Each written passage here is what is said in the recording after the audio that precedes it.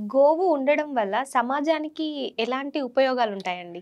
మనది వ్యవసాయాత్మకమైన దేశం తల్లి. ఇవాళ మనము సిటీల్లో ఉంటున్నాం. మన కూరగాయలు ఎక్కడి నుంచి వస్తున్నాయమ్మా? పాలు ఎక్కడి నుంచి వస్తున్నాయమ్మా? ఆహారం ఎక్కడి నుంచి వస్తుందమ్మా?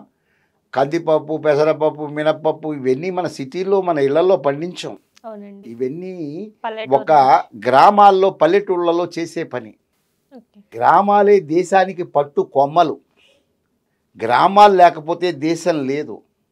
ఆ దేశానికి గ్రామానికి రైతు అనేవాడు రాజు.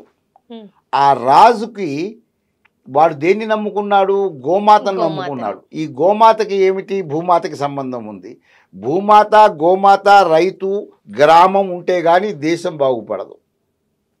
కాబట్టి సమాజ హితం కోసం గోమాత ఉంది.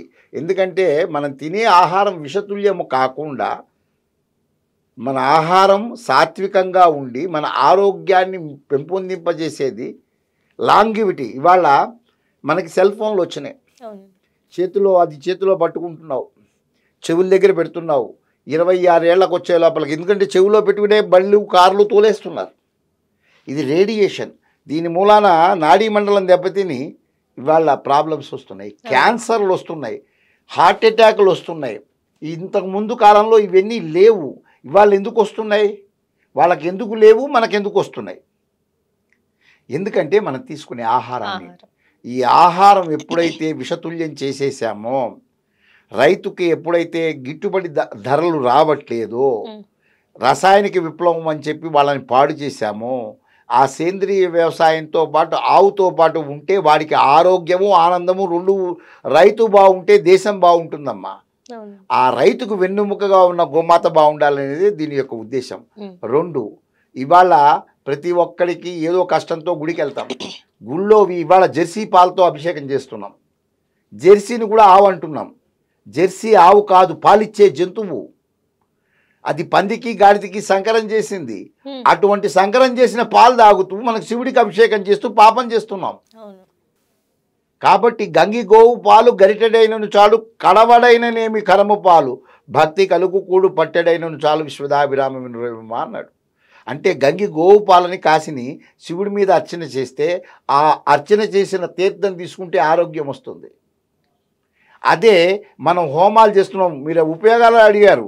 ఇవాళ హోమం చేస్తున్నప్పుడు ఏమవుతుందండి? హోమాలు చేస్తే అన్ని దానిలో వేస్తున్నారు కదా అని. అవును. ఆవు పేడ మీద, ఆవు పిడకలు అంటారు, హ్మ్. ఆ పిడకకి ఆవు నెయ్యి బియ్యము తగిలితే దాని నుంచి methylene oxide, propylene oxide okay. ఇలాంటివన్నీ వస్తాయి. ఇప్పుడు ఐసీయూ, ఒక రోగిని తీసుకెళ్ళి ఐసీయూలో పెడితే ఎటువంటి వాతావరణం ఉంటుందో, హ్మ్. మనకి కాలుష్యరహిత సమాజం, పర్యావరణానికి ఇంకొకటి ఏంటంటే ఈ హోమాలు చేయటం మూలన సకాలంలో వర్షాలు పడతాయి. ఓకే. కాబట్టి గోవుతో సమాజానికి చాలా ఉపయోగాలు ఉన్నాయి. అవి తెలియక కాదు ఇవన్నీ. ఇవాళ ఏమైపోయిందంటే ప్రతి ఒక్కడికి నా ఇల్లు నాది, సమాజం ఏమైపోయినా పర్వాలేదనే స్పృహలో ఉన్నారు. సమాజం బాగుంటే దానిలో మనం కూడా బాగుంటాం అనే ఆలోచన నుంచి పక్కకి వెళ్ళిపోయాం. ఇవాళ ప్రతి ఒక్కళ్ళు ఒక్కొక్క ఎంటర్ప్రైజెస్, అది చేస్తే ఇది తప్పు, ఇది చేస్తే అది తప్పు. అసలు ఏది చెయ్యాలి అనటానికి సరైన ఆలోచన కావాలి. ఆలోచన కావాలంటే ఆహారం కావాలి, ఆహారం కావాలన్నా మళ్ళీ ఆవు కావాలి. అవునండి. కాబట్టి గోమాత విశిష్టత ఎంత చెప్పుకున్నా తక్కువే. అటువంటి గోవుని కాపాడుకోవటం నైతిక బాధ్యత, ప్రతి ఒక్క పౌరుడు చేయవలసింది.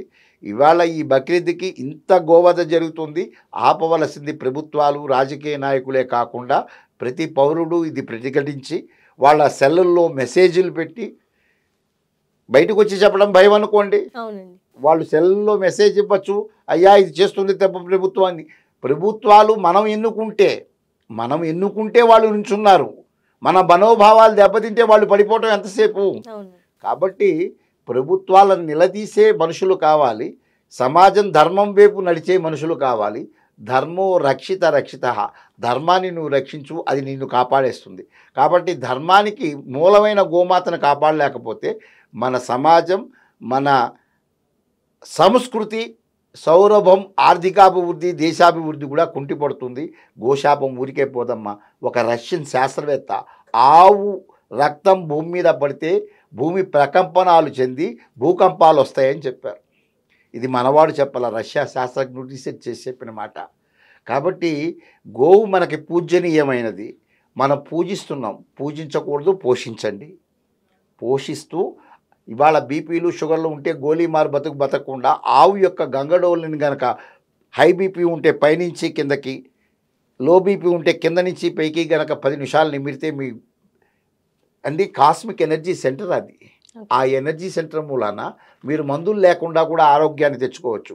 అంటే వైద్యశాల, ఆవు మనతో ఉంటే వైద్యశాల దూరంగా ఉంటుంది. కాబట్టి అటువంటి గోమాతని మనం అందరం కాపాడుకోవాలని తెలియజేస్తాం.